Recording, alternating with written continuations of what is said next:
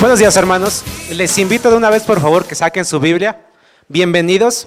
Gracias a Dios por verlos. Es un honor poder estar aquí y también una gran responsabilidad el tener la palabra de Dios y compartirla íntegra, perfecta como Dios la diseñó, y que una vez que se hable no haya lugar a dudas de qué es lo que Dios nos invita a hacer. Les pido por favor que vayan a Salmo 67. Todavía no les indico qué versículo vamos a ver. Antes de ver la segunda etapa que hemos estado nombrando como Dios y su misión, vamos a hacer un pequeño resumen acerca de lo visto la semana pasada. Muchos recuerdan algunos conceptos como Dios es el centro y no el hombre, entre otras palabras que pudimos aprender el domingo anterior. Vamos a ver algunos conceptos de los que se aprendieron la ocasión pasada. Y a partir de recordar esas verdades empezamos con la siguiente etapa de Dios y su misión. Aprenderemos si Dios es el centro, ¿qué quiere de nosotros? ¿Cuál es su voluntad? A través de la Biblia vamos a ir viendo pasaje a pasaje la respuesta a estas cuestiones que estamos planteando. En la ocasión pasada vimos que la Biblia misma a partir de Génesis 1, versículo 1, no habla acerca del hombre como el motor principal del mensaje bíblico, sino como Dios, el creador del universo, y a Él es a quien se le da todo. Seguimos avanzando en algunos libros y también ciertos versículos, como los Salmos, historias como la de David, la de Daniel en el foso de los leones, y aprendimos que no se habla acerca del resplandor de estas personas, sino de la fuente de ese resplandor. Es decir, no se habla bien de las personas por la fe que tenían en esos tiempos, sino que se le da gloria a Dios por la actitud que ellos tenían. En concreto, la Biblia es un mensaje bíblico, es una historia que no trata del hombre, sino de Dios y sus propósitos. Y hasta ahí quedamos claros, es lo que se vio la ocasión pasada. Ahora empezamos con ese puente, ese nexo entre si Dios es el centro y el hombre no. Si los propósitos de Dios son los supremos y nosotros nos ajustamos a su voluntad, ¿para qué quiere Dios ser el centro? ¿Cuál es el motivo de que Él quiera ser o en su naturaleza sea el rey de nuestra vida? Ahora sí, en Salmo 67, versículos del 1 al 3, iremos viendo a detalle qué dice la Biblia acerca de esa meta que Dios tiene. Por lo mientras, déjela ahí, guárdela. Hay que ver un poco más antes de poder estudiar ese versículo. Si Dios es el centro, nosotros somos parte del plan, podemos preguntar algunas cuestiones. ¿Para qué quiere Dios ser el centro? ¿Por qué Él está contemplándonos dentro de sus planes? Y más específico, ¿cuáles son los planes de Dios? Vamos a dar 15 segundos, por favor, en parejas. Muchas gracias. En parejas, en 15 segundos, con la base de que Dios es el rey y nosotros solo estamos añadidos a su plan, la pregunta es, ¿cuál es el plan de Dios de conocerla? 15 segundos, por favor. En parejas, saquen su conclusión. Ya llevamos 5 segundos.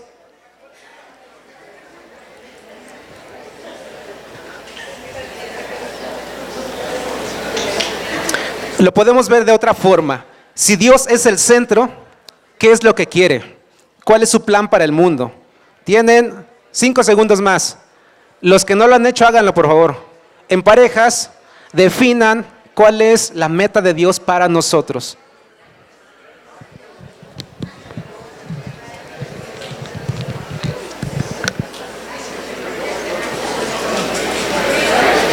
Los que estén solitos, júntense con el otro que está solito, por favor.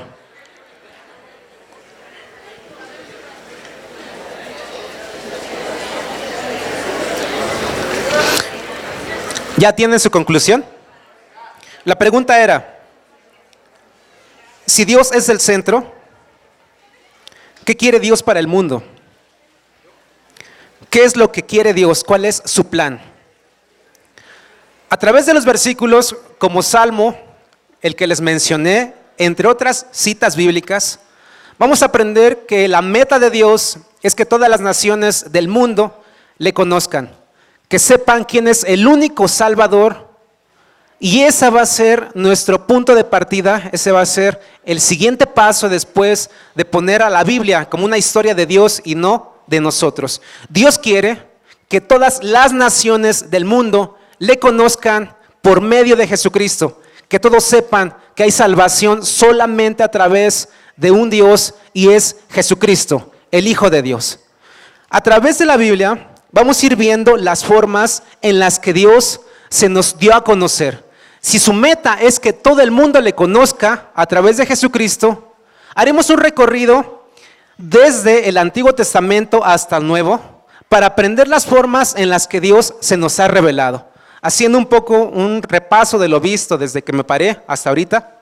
Dios es el centro, Él quiere que todas las naciones del mundo le conozcan y vamos a ver cuáles fueron los medios que Dios utilizó para darse a conocer, para revelarse. Vamos a empezar con el primero. Tenemos Dios y las naciones.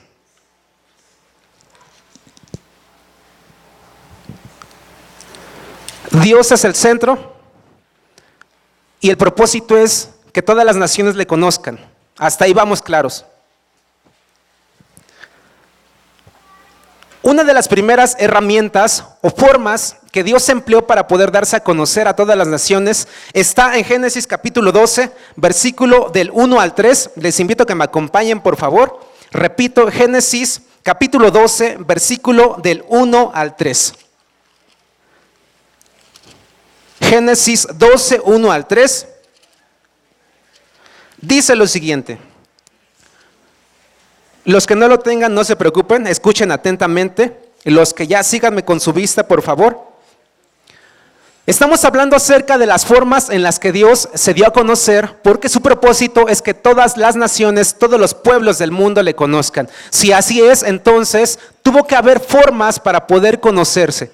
Y Dios es quien se reveló. Nosotros no lo inventamos, no inventamos el método de acercarnos. Él por su gracia vino y buscó formas para poder acercarse a nosotros. Él se dio a conocer. Esa es la primera verdad. Nosotros no tuvimos nada que ver en cuanto a su conocimiento. Él por gracia se nos reveló. Y la primera forma en la que lo hizo está en Génesis 12, versículo, empezamos desde el 2 y 3. Hay una promesa para una persona y está escrita en el 2 y 3. Dice la palabra de Dios: y haré de ti una nación grande y te bendeciré. Noten que está hablándole Dios a una persona. Y engrandeceré tu nombre y serás bendición.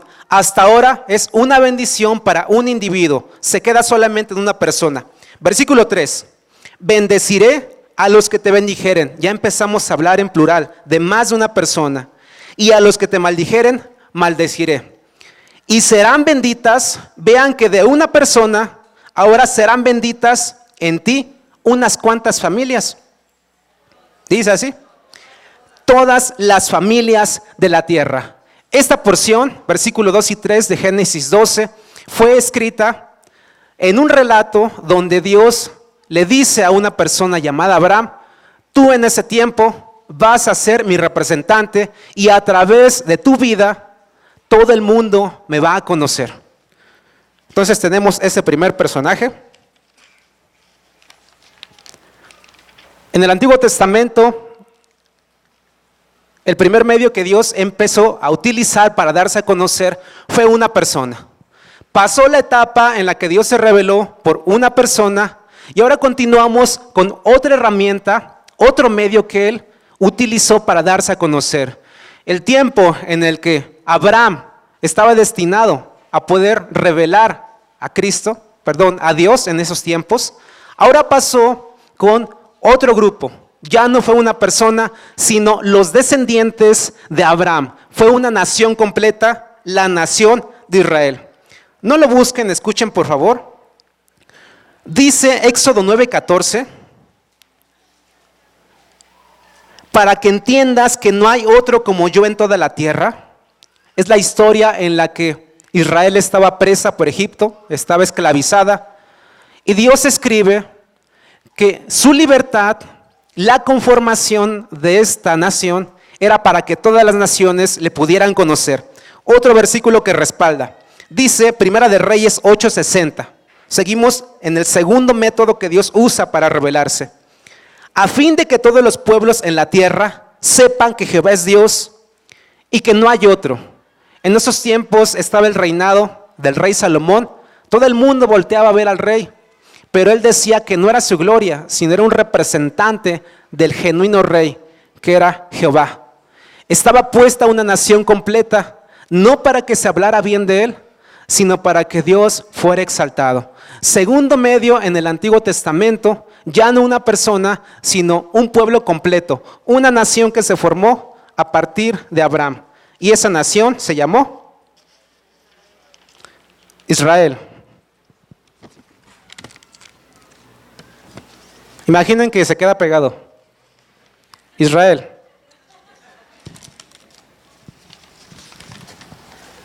Eso fue en la parte del Antiguo Testamento, en la sección en la que Dios sigue revelándose a través de diferentes formas, pero el patrón sigue siendo que Dios quiere revelarse a cada rincón, a cada persona, hasta lo último de la tierra. Vamos ahora al Nuevo Testamento, ya avanzamos cientos de años, y hay otra forma que Dios emplea para darse a conocer a las personas, que son lo más importante. En el Nuevo Testamento hay una transición, ya no es una persona, ya no es una nación, ahora es una persona divina, es el Hijo de Dios, Emmanuel, que es Dios con nosotros, habita con nosotros, está entre nosotros. La presencia de Dios viene con el propósito de revelar al Padre. Vayan conmigo, por favor, a Lucas capítulo 2, versículo 10 y 11. Vemos en estas citas el anuncio de que el Rey de los cielos iba a venir a la tierra. ¿Cuál era el propósito de que Él estuviera aquí? No era solamente que se hablara bien del Hijo de Dios, sino venir como el representante, como el heraldo del Rey verdadero. Él venía de su parte. Dice Génesis, estoy en Lucas 2, versículo 10 y 11. Quien lo tenga, por favor, léalo. Lucas 2, 10 y 11. ¿Ya lo tienen, hermanos? Por favor. Pero el ángel les dijo: no temáis, porque he aquí os doy nuevas de gran gozo, que será para todo el pueblo, que os ha nacido hoy en la ciudad de David un Salvador, que es Cristo el Señor. Muchas gracias, hermana. Ese método, esa forma que Dios utiliza en el Nuevo Testamento, ahora es su propio Hijo, y es una de las noticias más impresionantes, maravillosas que hay. El Hijo de Dios en la tierra. ¿Con qué propósito? De revelar al Padre. Otras citas, dice Hechos 4:12. No la busquen, escuchen solamente. Y en ninguno otro hay salvación, porque no hay otro nombre bajo el cielo dado a los hombres en que podamos ser salvos. Dos citas que muestran que en la etapa en la que Dios utiliza a su Hijo para darse a conocer, ese es el propósito, poder revelarse a través de su Hijo. Termina el ministerio terrenal de Cristo, está con nosotros, muere, resucita al tercer día, el Espíritu Santo viene y ustedes saben la demás historia, y la forma en la que Dios utiliza a su Hijo para revelarse, por un tiempo solamente se utiliza, ya no es el método. Hay otra forma, otro instrumento, un cuerpo completo que Él empieza a emplear para seguir con esa meta desde el principio de que Él sea conocido por todas las naciones del mundo. ¿Saben cuál es esa herramienta, esa etapa, ese grupo que ahora es la representación de Dios aquí en la tierra? Muchos ya se la saben. La iglesia. Imaginen que ahí estaba Cristo otra vez. Y la última iba a quedarse permanente.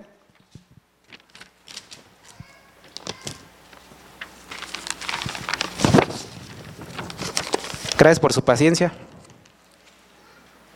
Es la iglesia. En el año 2015, el rostro, el cuerpo, la representación de Dios aquí en la tierra, el medio que le da a conocer, somos nosotros, somos la iglesia.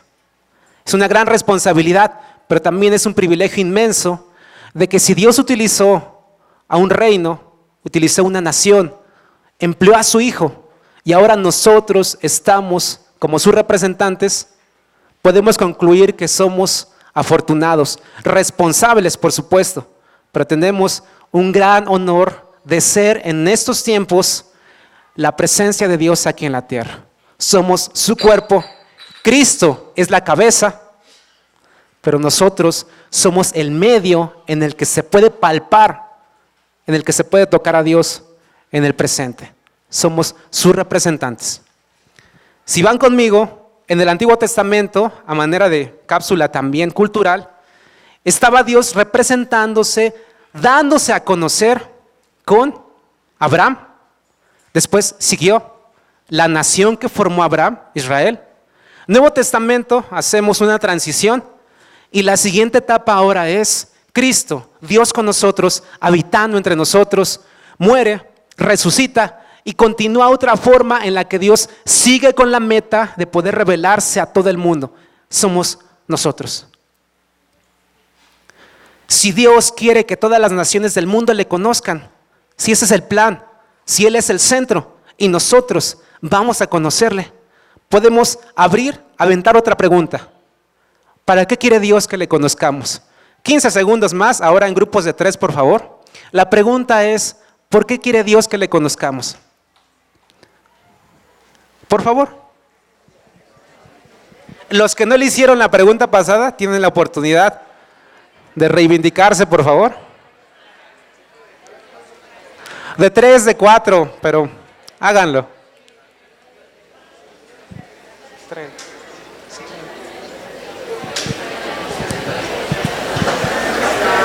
5 segundos más. ¿Por qué quiere Dios que le conozcamos?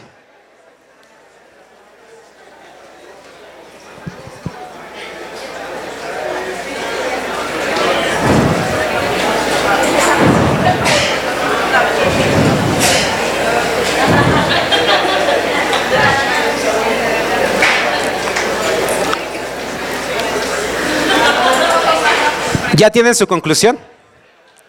¿Hay alguien que se anima a decir cuál es lo que se concluyó en grupo?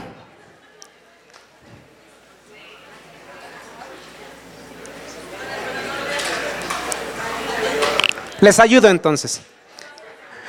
Vamos a Mateo 28, 19. La mayoría también conoce este versículo, algunos le llaman la Gran Comisión.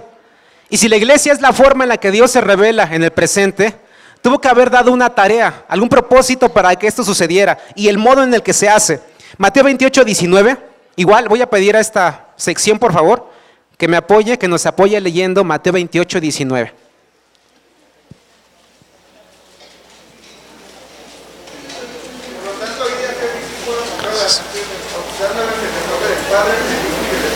Bien, seguimos confirmando que la meta de Dios es que las naciones le conozcan. Hay otras citas que también refuerzan lo que nuestro hermano Miguel nos dijo. Dice Hechos 1:8, la labor de la iglesia es revelar a Cristo a cada persona en este mundo. Y me serán testigos en Jerusalén, Samaria, va al revés, va otra palabra antes, Judea, Samaria y lo último de la tierra. Dice también Marcos 16:15, hablando con sus discípulos, con aquellos que creían en él. Escuchen Marcos 16:15.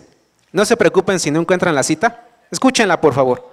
Y les dijo, id por todo el mundo y predicad el evangelio a toda criatura. La meta entonces es que cada persona le conozca, pero hay un propósito para que esta acción, para que este propósito suceda.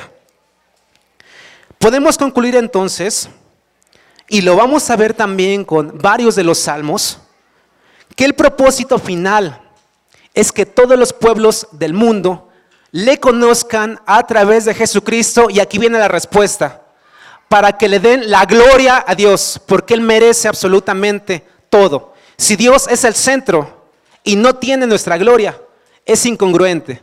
Si decimos que lo amamos y Él no tiene nuestra adoración, es solamente de labios, pero en el fondo es algo hueco. Si Dios es el centro y todas las naciones del mundo van a conocerle, el propósito es que cada una de estas personas, de todas las tribus, de todas las lenguas, de cada continente de este planeta, le lleven adoración.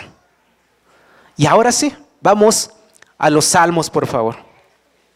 Dice el Salmo 67, ese que lo tenían en su separador. 67,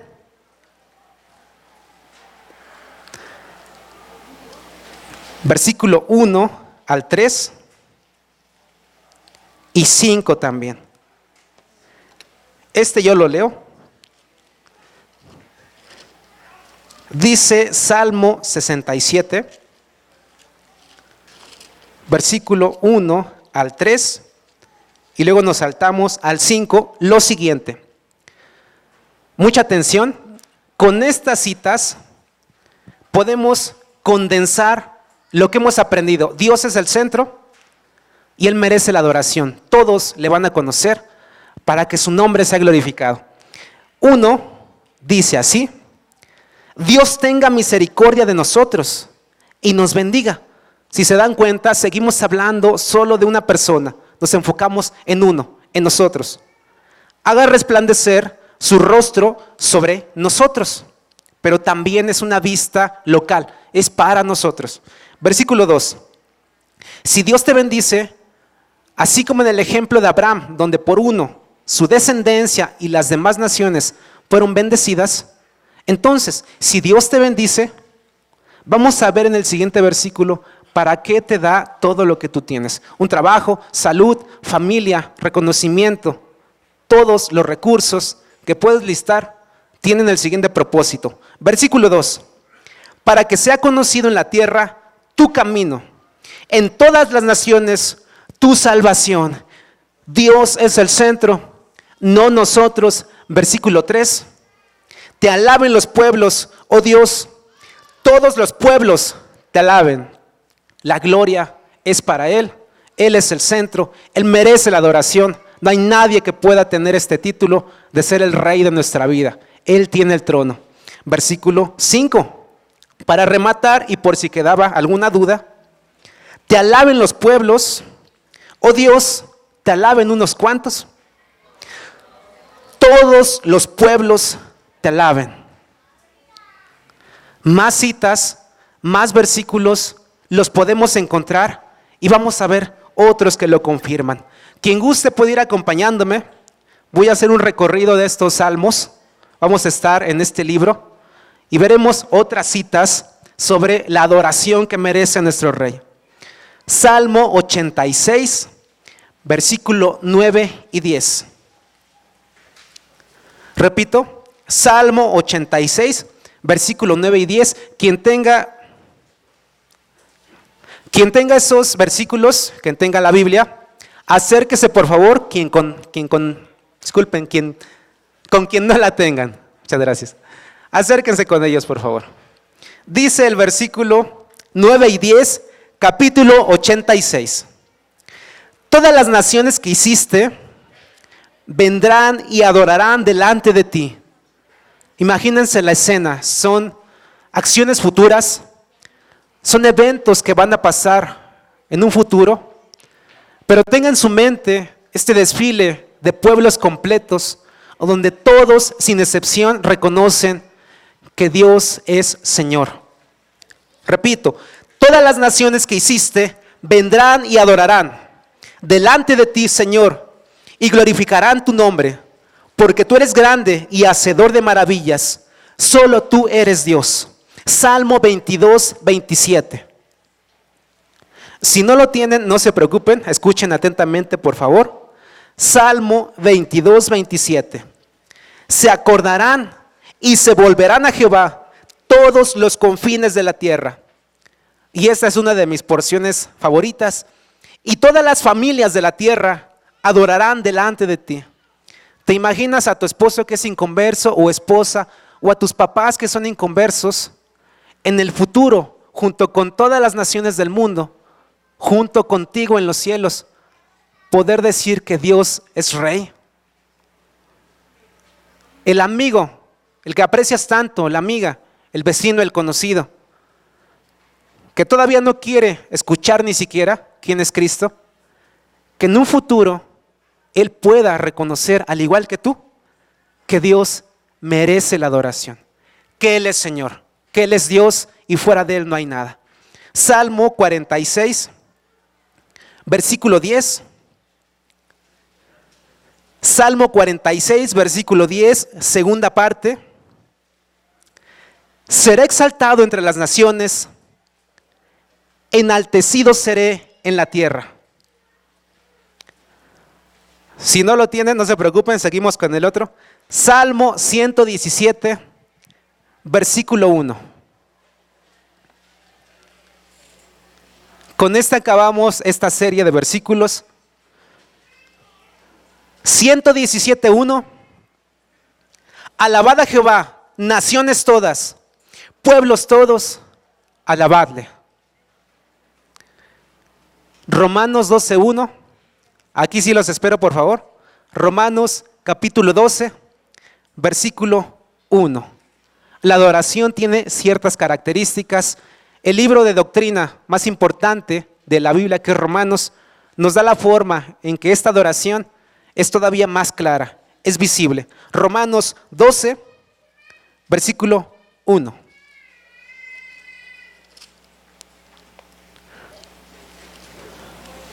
Versículo 1 dice así: así que, como una conclusión de lo anterior, hermanos, la petición está delante.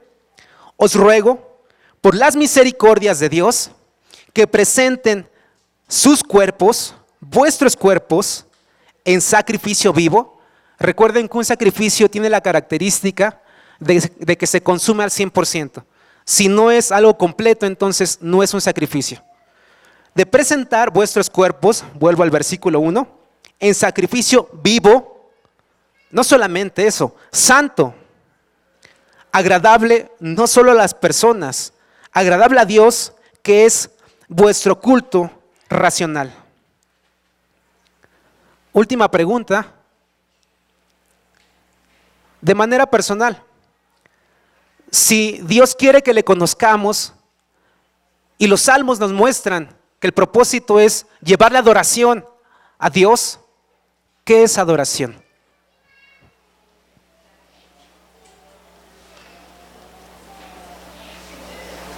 Cinco segundos más. Gracias a los que lo están haciendo.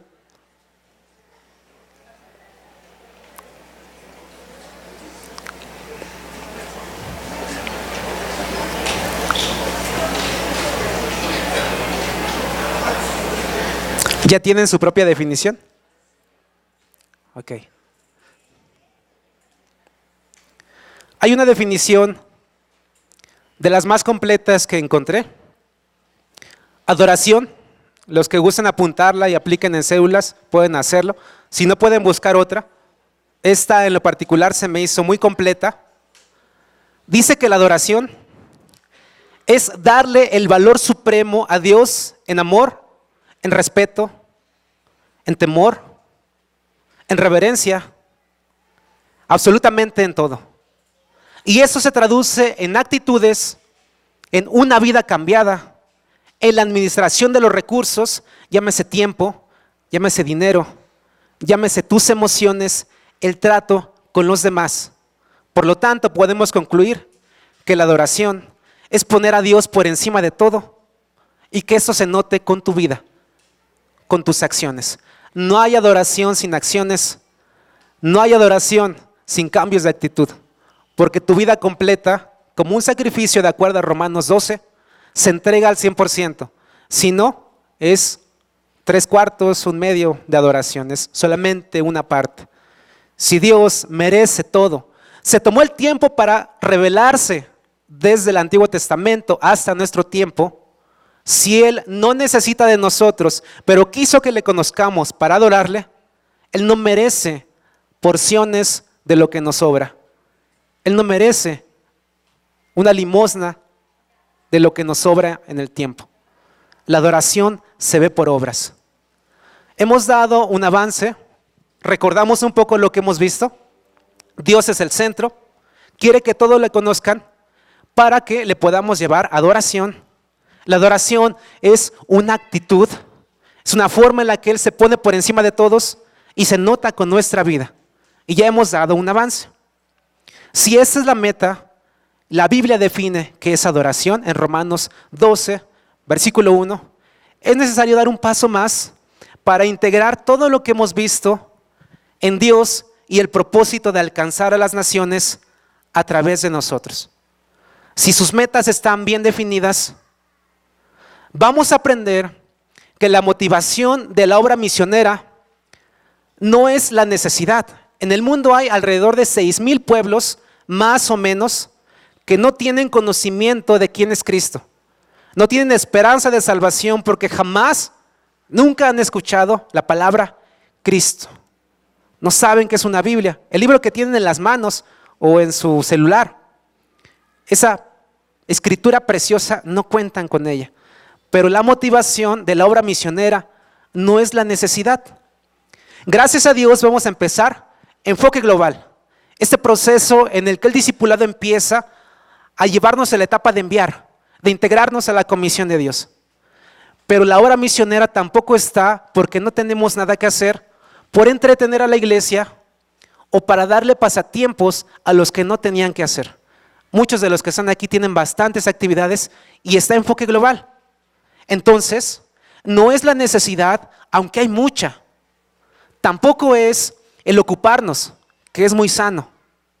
La razón, la motivación por la que nosotros nos integramos a la obra misionera es que Dios se lleve la adoración. Hay otra razón para que eso pase. Hay una razón superior a que Dios tenga la adoración. ¿Existe? No la hay.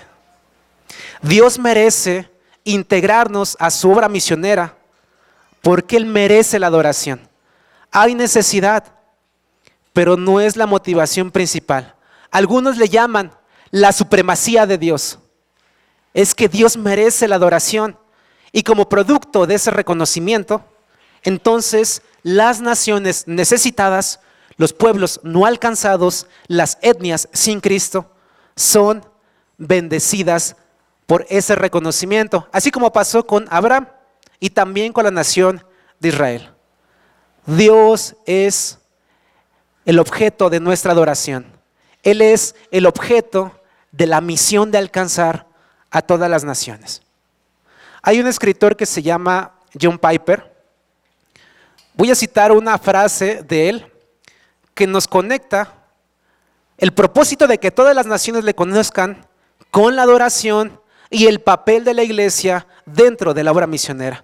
Mucha atención, por favor, para no equivocarme, la voy a leer textual. Dice esta persona, lo que le sirva, con mucho gusto, tómenlo. La obra misionera no es la meta principal de la iglesia, no es lo único que hacemos. La adoración sí lo es. La obra misionera existe porque no hay adoración. La adoración es lo principal, no la obra misionera, porque Dios es lo principal, no el hombre. Cuando se acabe este tiempo y los millones de redimidos se postren ante el trono de Dios, tenga en su mente esa ilustración, ese evento impresionante que va a suceder, todos los pueblos del mundo delante de la presencia de Dios. Cuando eso pase, la obra misionera habrá acabado. ¿Por qué razón? Porque misiones es una obra, es una necesidad temporal, pero la adoración es eterna. Y creo que no pude definir algo más, por eso tomé esta cita. Así es el propósito de que todas las naciones le conozcan. La obra misionera es temporal, pero nuestra vida de adoración es para siempre. Damos gracias a Dios en algún ejemplo por los 50 años de nuestros hermanos. Es una bendición. Por el ver su compromiso, es un motivo para adorar a Dios. Se habla bien de nuestros hermanos, pero quien se lleva la adoración es Dios. Y así es en todas las cuestiones de la vida, así es en todos los ejemplos que podríamos citar. Si tienes un nuevo hijo, gracias a Dios. Si tienes un ascenso en tu trabajo, gracias a Dios. Si te quedaste sin trabajo, gloria a Dios. Si tienes el lugar que pediste en la escuela, gracias a Dios. Si ya te titulaste, gloria a Dios. Si todavía hay materias que no has pasado, gloria a Dios. Y demás, y la lista la pueden llenar, pongan una línea y ahí cabe todo. Dios merece absolutamente todo. Él es Rey. Dice Apocalipsis 7:9. Si la adoración es eterna, la obra misionera es temporal, ¿cómo vemos esta obra terminada? Apocalipsis 7:9, acompáñenme por favor. El libro de Apocalipsis narra los últimos hechos, las últimas cosas. Si en el principio Dios quiso que nosotros le conociéramos, darse a conocer a través de diferentes formas, entonces ¿cómo acaba la historia? Apocalipsis 7:9.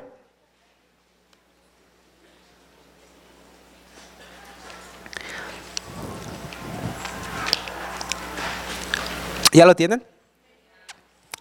Otra persona que lo lea, por favor. Apocalipsis 7:9.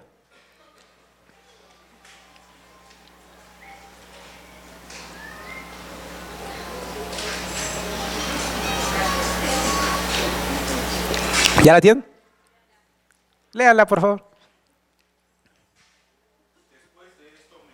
Gracias. La cual nadie podía contar, de todas las naciones y tribus y pueblos y lenguas que estaban delante del trono y la presencia del Cordero, vestidos de ropas blancas y con palmas en las manos. Muchas gracias. Si la adoración es aquello en lo que Dios ha trabajado desde el principio, si así era en el principio, y Él se dedica a que todas las naciones le puedan adorar, entonces ¿por qué no integrarnos a esta labor de que todos los pueblos, cada persona del mundo, lleva adoración a Dios? Si la pasión de Dios es alcanzar a las naciones y se nota desde el Antiguo Testamento hasta llegar a nosotros en la etapa de la iglesia, ¿cuál es el pretexto que podemos poner para no tener esa misma visión como iglesia de alcanzar a gente de todos estos puntos de la tierra? Local, tu colonia, también en un avance un poco más amplio en estados de la República. En la mañana escuchábamos de Siria. El día de ayer en un lugar que se llama, está en Irak, no recuerdo bien el nombre, Qadagosh. En ese lugar llegó el grupo terrorista llamado ISIS y la gente fue expulsada. Este sitio es la ciudad con mayor número de cristianos en todo Irak. Si ellos fueron dispersados, es triste, hay una necesidad, pero está la otra parte, en la que si son dispersados como representantes de Dios, en el sitio en el que vayan a habitar, también esparcen el evangelio. Y esto es gloria a Dios.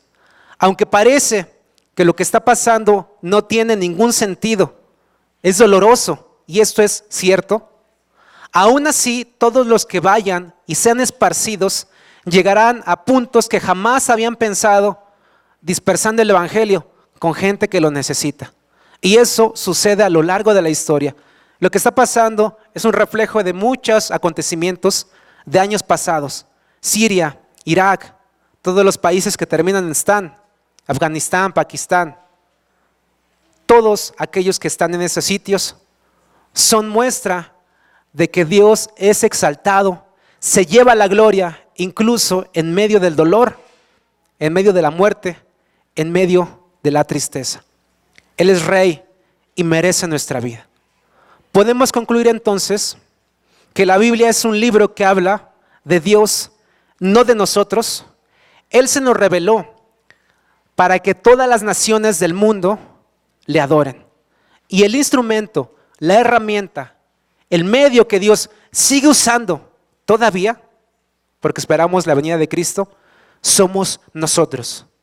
Si Dios se apasionó desde el principio por darse a conocer a cada persona del mundo, nosotros como su cuerpo no podemos hacer algo distinto. Si Dios es la cabeza y vino para alcanzar a los perdidos, imagínense una cabeza que va de un lado y el cuerpo que quiere irse en oposición. No tiene sentido.